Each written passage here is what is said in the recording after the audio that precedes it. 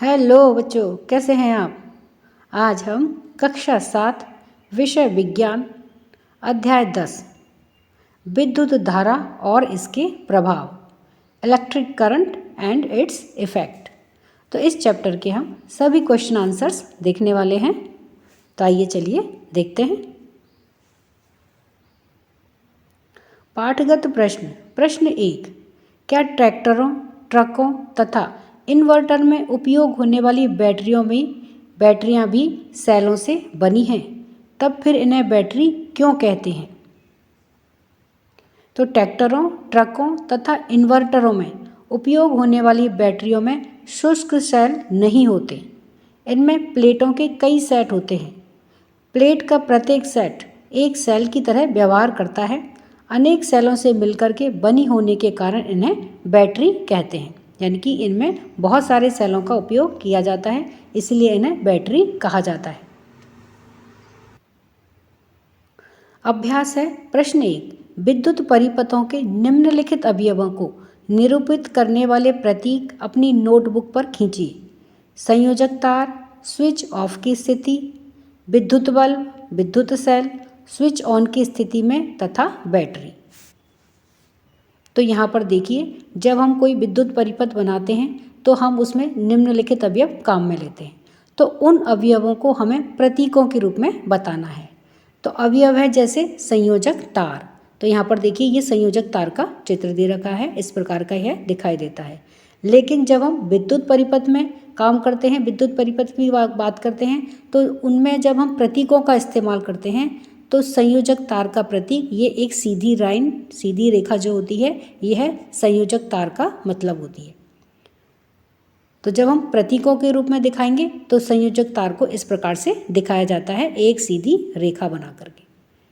तो इसका क्या मतलब होता है कि यह संयोजक तार है। उसी प्रकार से अब हमें स्विच ऑफ की स्थिति देखनी है।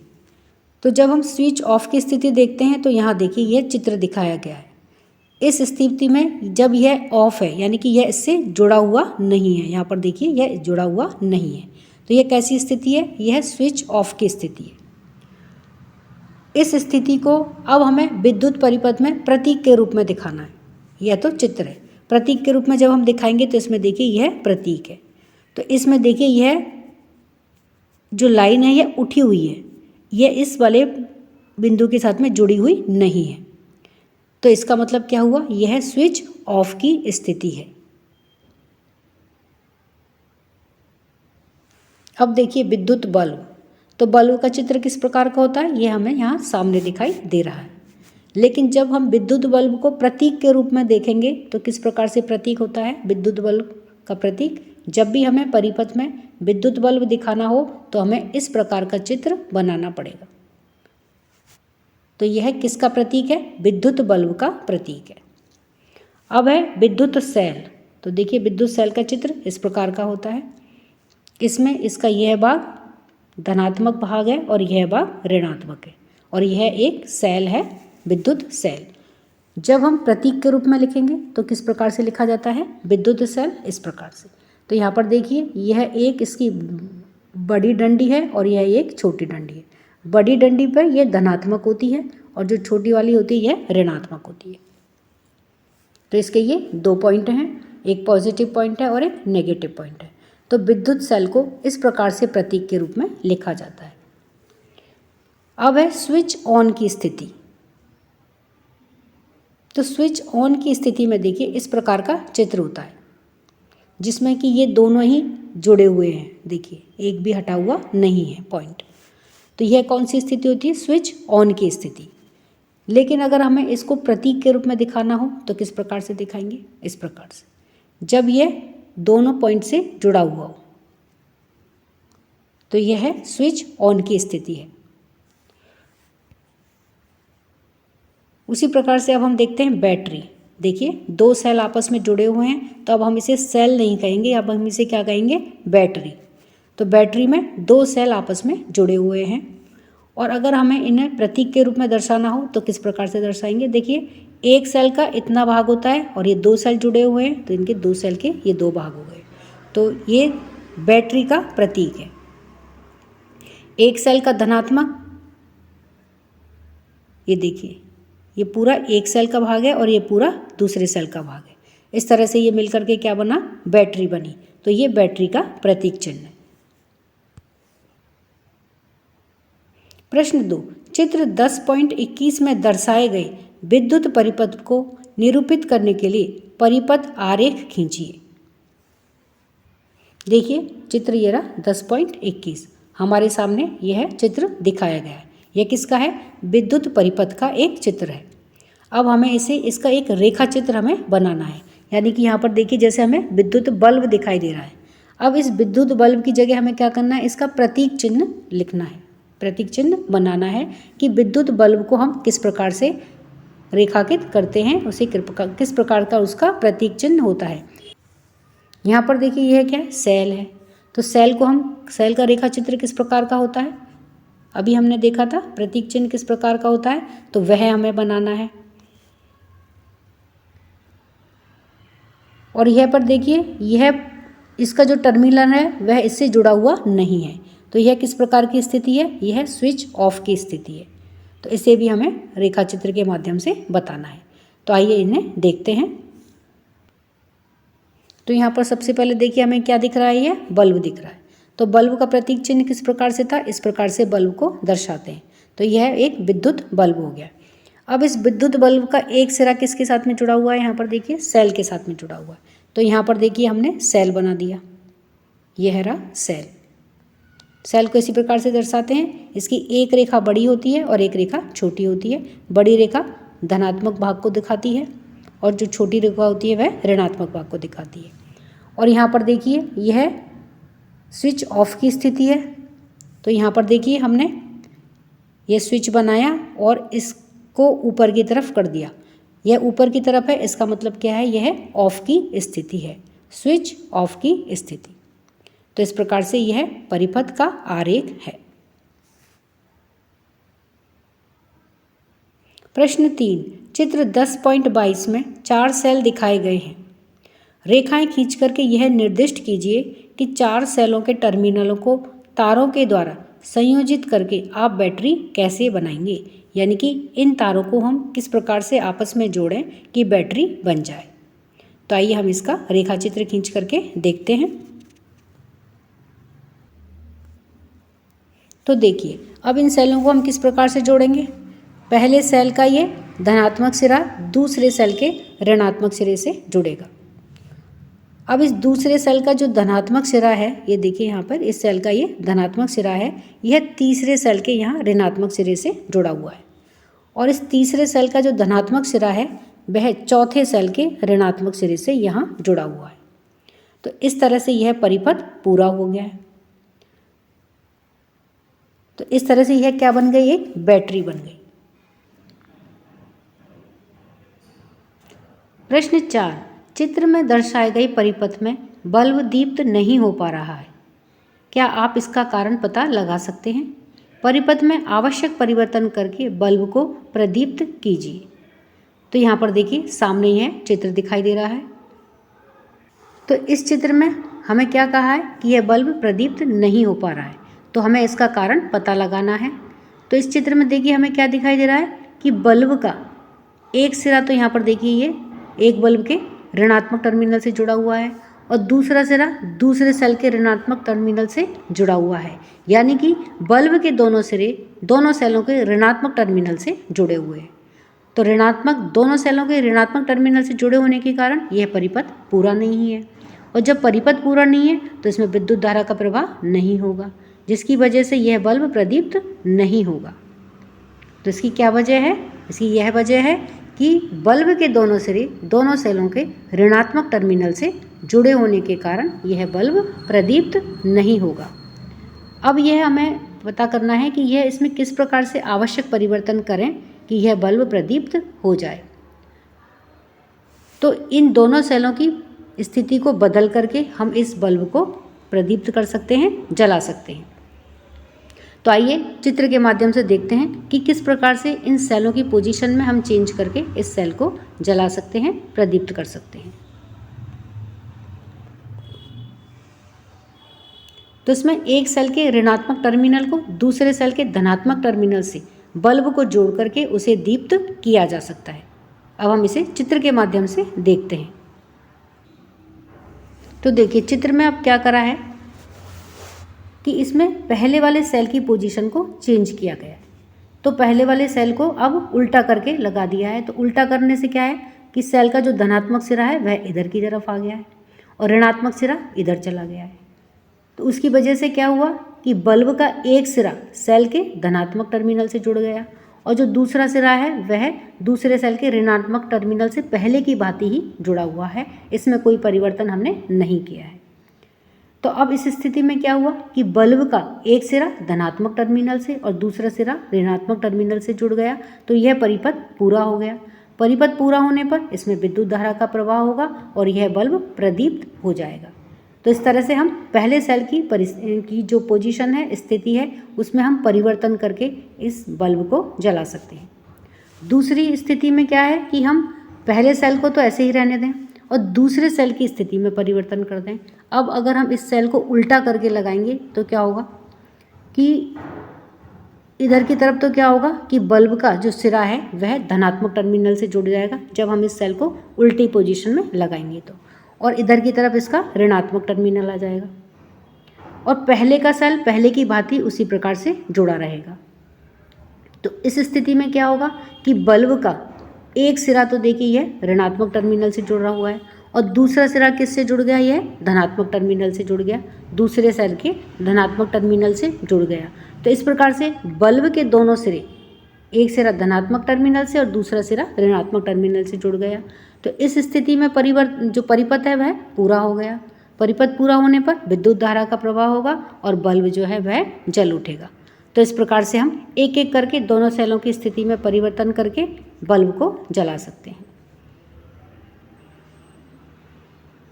प्रश्न 5, विद्युत धारा के किन्हीं दो प्रभावों के नाम लिखिए।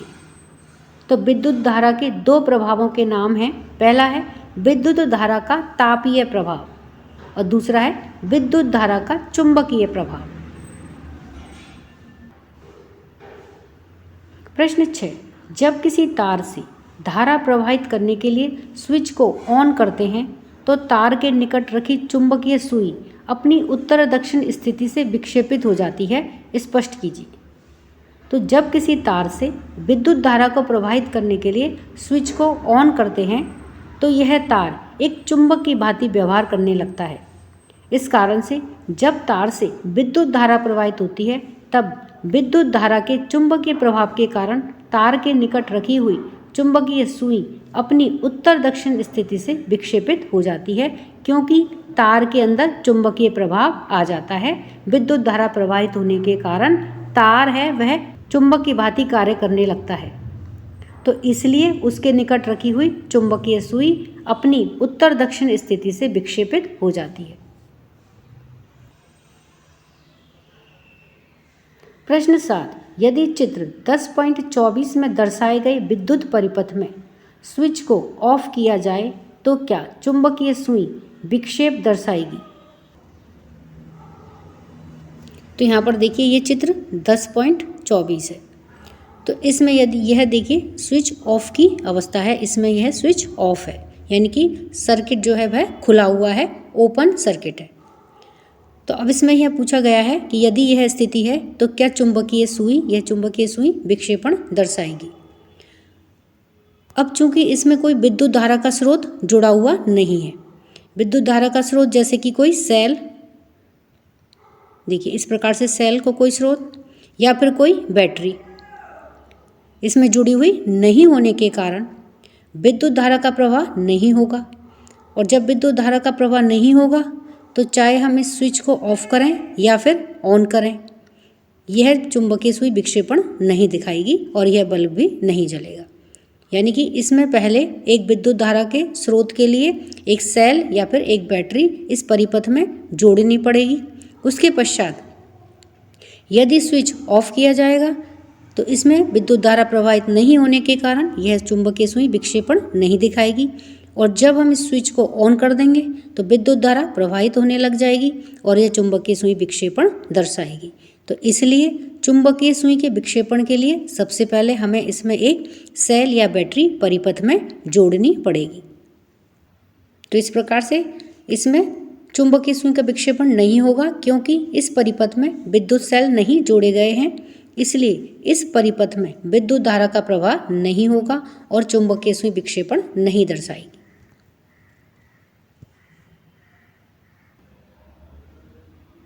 प्रश्न 8, रिक्त स्थानों की पूर्ति कीजिए। तो इसमें देखिए कुछ वाक्य दिए गए हैं जिनमें रिक्त स्थान है, तो हमें इनमें उचित शब्द भर करके इन्हें पूरा करना है। तो आइए इन्हें देखते हैं कि इनमें क्या उचित शब्द हम भर सकते हैं। तो देखिए पहला रिक्त स्थान है क्या में कि विद्युत सेल के प्रतीक में लंबी रेखा उसके रिक्त स्थान टर्मिनल को निरूपित करती है। तो यहाँ पर देखिए रिक्त स्थान में क्या आएगा, धनात्मक टर्मिनल। तो विद्युत सेल के प्रतीक में लंबी रेखा उसके धनात्मक टर्मिनल को निरूपित करती है। तो हम विद्युत सेल को कैसे निरूपित करते हैं, प्रतीक क्या है विद्युत सेल का, देखिए एक बड़ी लाइन होती है, उसके बाद में एक छोटी लाइन होती है। तो इसमें जो ये लंबी लाइन होती है या लंबी जो रेखा होती है, यह किसको निरूपित करती है, यह धनात्मक टर्मिनल को, इसको हम धनात्मक कहते हैं, और यह जो छोटा होता है यह ऋणात्मक होता है। तो जो लंबी रेखा होती है वह सेल के धनात्मक टर्मिनल को निरूपित करती है, रेखांकित करती है, डिनोट करती है। ख है, दो या अधिक विद्युत सेलों के संयोजन को रिक्त स्थान कहते हैं। तो यहाँ पर देखिए रिक्त स्थान में क्या आएगा, बैटरी। यानी कि जब हम दो या दो से अधिक सेलों को एक सीरीज में लगा देते हैं तो उनको अब हम सेल नहीं कहते हैं, उनको क्या कहेंगे, बैटरी कहते हैं।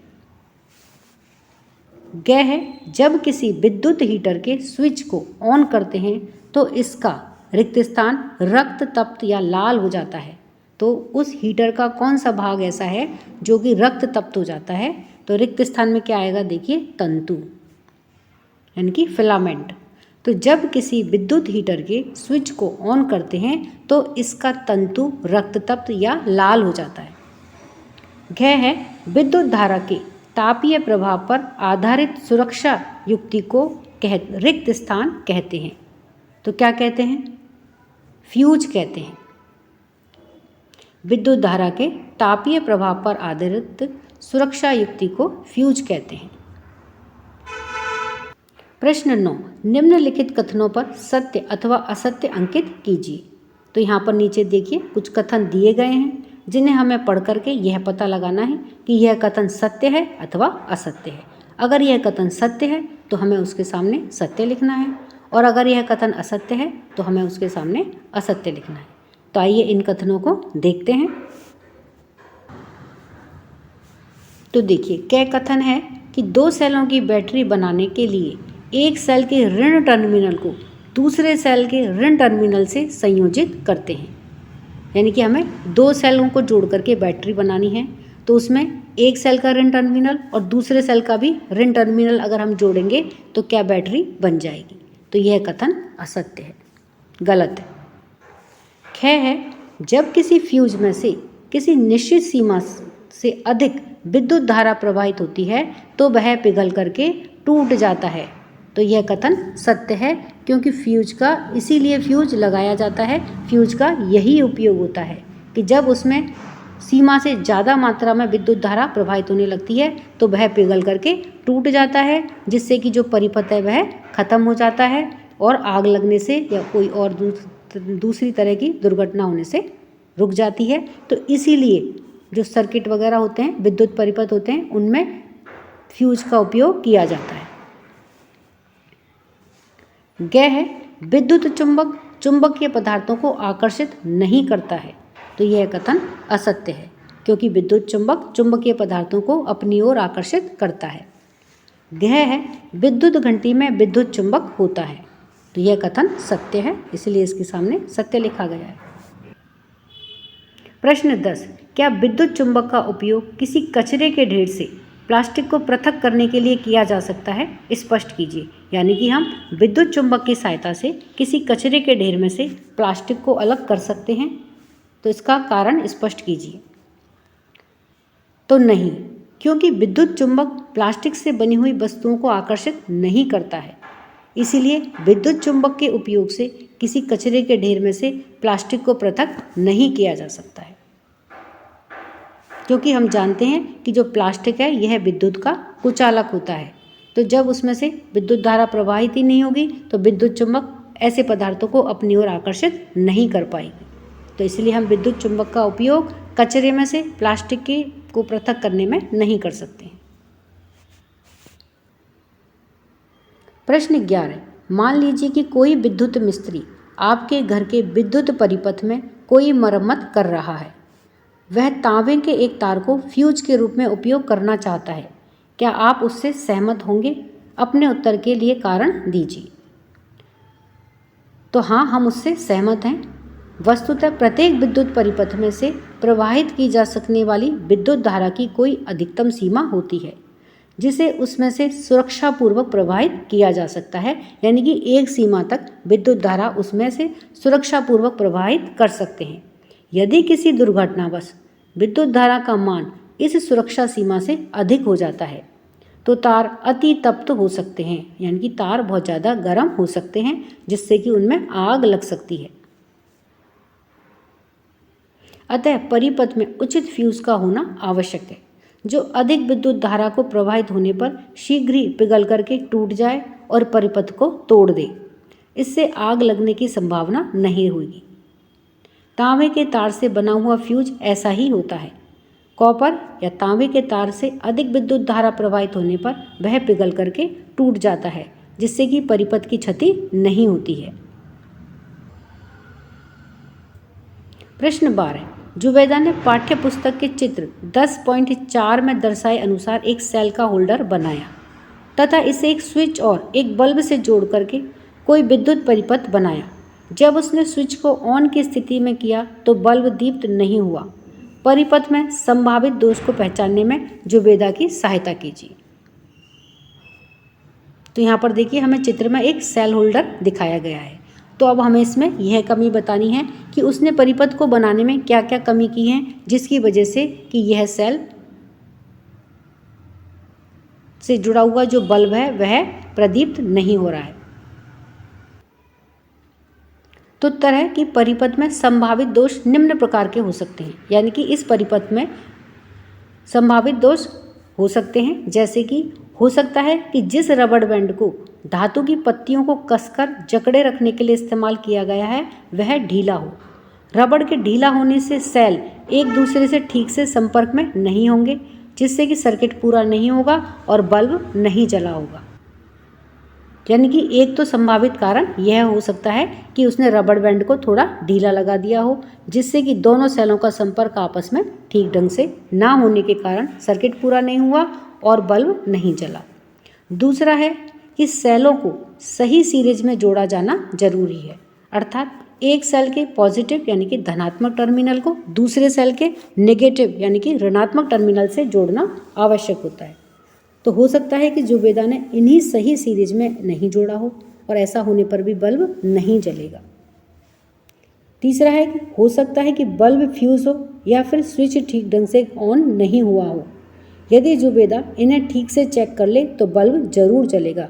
यानी कि ये अगर पहले दो कारण उसके सही हैं तो फिर तीसरे कारण में यह हो सकता है कि या तो उसका बल्ब ही फ्यूज हो या फिर स्विच में कोई प्रॉब्लम हो। तो अगर वह इन्हें भी ठीक ढंग से चालू करके देखेगी तो फिर जुबैदा का बल्ब जरूर जलेगा।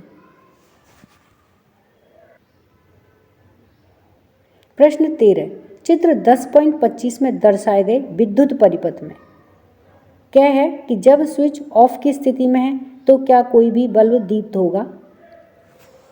देखिए क्या में वह कह रहा है कि जब स्विच ऑफ की स्थिति है तो उसमें क्या कोई बल्ब दीप्त होगा।